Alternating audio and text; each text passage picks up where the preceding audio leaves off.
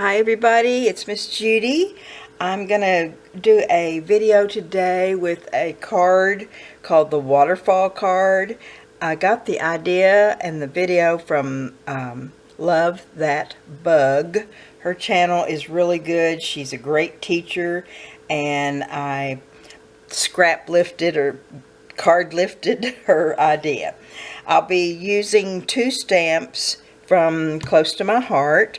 One is Autumn is in the Air, and it's not going to be available until October the 1st. It is the stamp of the month. When you order $50 with Close to My Heart, a stamp of the month is available for $5. They're $19 stamps. And then I'm going to follow her directions and fix this card for you. I'm going to show you a few things, and then I'll show you the finished card so you'll get the idea. You'll need a base that is 8.5 by 5.5. You fold it in half.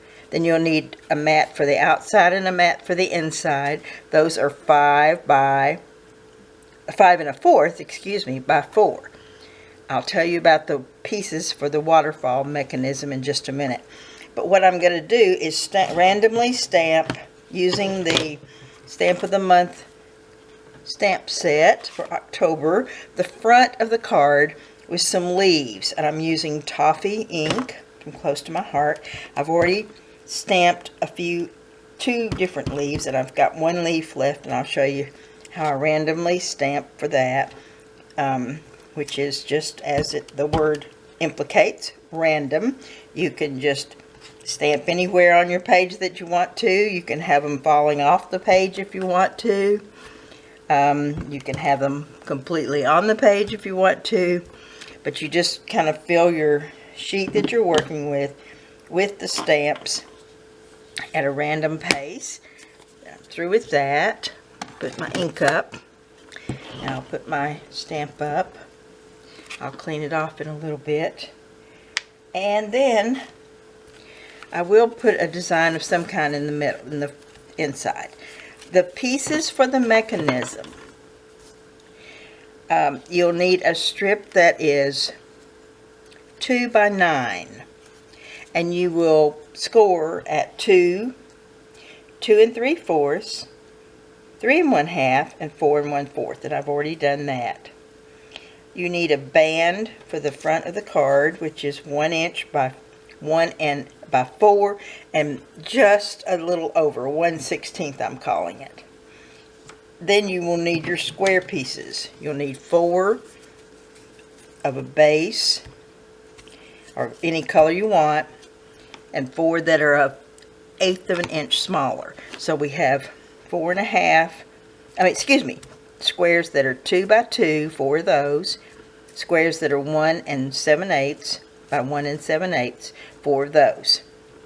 Then you need one piece that will be used in the back of the mechanism, which is 4 1/2 by 1 7/8. And then if you want to mat it, you would do the first one 4 1/4 by 4 1/2 by 1 7/8, and then 4 1/4 by 1 3/4. And I have those measurements on there. I'm going to go ahead and glue this together, and then I'll show you how to put the mechanism together. I had to do this several times. I'm left-handed. I'm supposed to be right-brained, but no, not me. I think I'm left-brained, left-handed, just everything. So anyway, it takes me a little while to get directions proper. But I did it, and I'll show you how. So on the strip that you have cut and scored, the piece that is 2 by 9.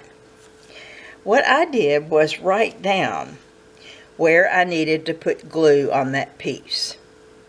So we put it on the small end. We have folded. We put it on the next one that's the small fold, the next small fold, and the next small fold. And that's where we're going to put each of our mat and top piece. So I'm going to start one and show you how it goes. So I do want to do the mat, and on the first one I'm going to put them together, and on that first one you're going to cover one whole section. This next one's is where you're going to have to be a little more cautious. See where I put that word glue? So I'm going to just put glue right there. No other place. And I'm going to put another one together. And put it where the glue is. Lining them up on the score line. And with that bottom piece. Then I'm going to put glue again.